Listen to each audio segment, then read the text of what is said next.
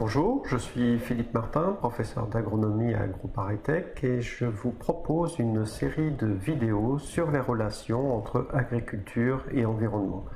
Cette première vidéo que vous êtes en train de visionner porte sur le cadre que nous utiliserons ensuite sur les vidéos suivantes qui porteront notamment sur le ruissellement érosif et les coulées boueuses.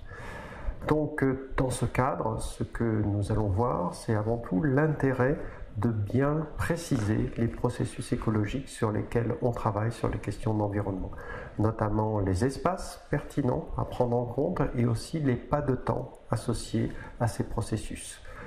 Ensuite, nous verrons les liens entre ces espaces et ces pas de temps et l'activité agricole. Et enfin, nous verrons comment cette activité agricole s'insère au sein de territoires qui attribuent à cette activité des fonctions diverses et parfois contradictoires. Donc, premier temps, les espaces pertinents.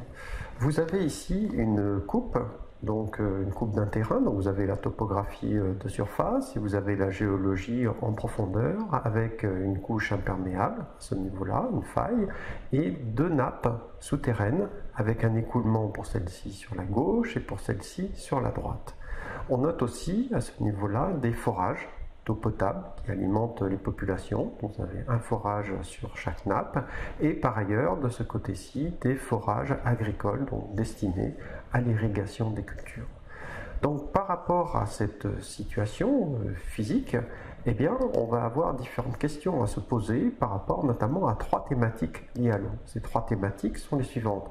Une thématique de gestion volumétrique, donc comment gérer la masse d'eau, notamment en lien avec la question de l'irrigation agricole. Comment par ailleurs gérer la qualité des eaux souterraines, donc ça pose à ce niveau la question de la pollution diffuse par les nitrates. Et dernier point, la gestion de la sécurité des biens et des personnes, et là ça renvoie à des questions de ruissellement et de coulée de boue. Donc pour ces trois thématiques, nous allons maintenant regarder quelles sont les délimitations importantes à prendre en compte pour les gérer. Donc la première, gestion volumétrique, irrigation. La limite finalement de ce qu'il faut prendre en compte, c'est l'ensemble du bassin d'alimentation qui alimente donc la nappe, que ce soit sur cette partie ou sur l'autre nappe sur la droite. En effet, ce qui nous intéresse, c'est la masse d'eau totale et la répartition de cette masse d'eau entre les captages ici et la partie agricole notamment. Donc il faut considérer l'ensemble du bassin qui alimente la nappe.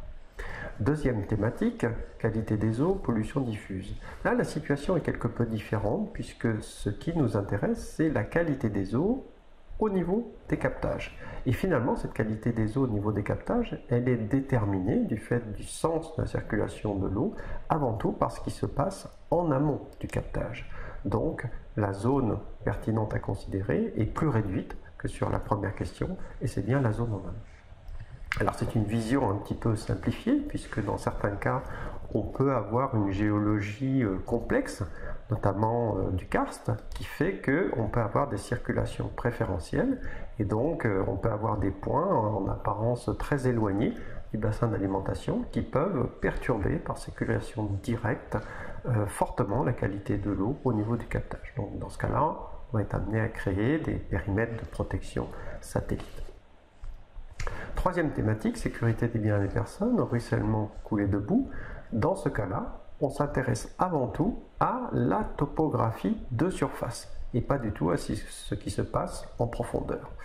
Donc on va avoir, si on a des concentrations et des coulées de boue à ce niveau-là, finalement on aura un bassin versant ici, et si on a des problèmes là, on aura un deuxième bassin versant à considérer là. On aurait pu en avoir un troisième à ce niveau-là si on avait aussi des difficultés de ce côté-là.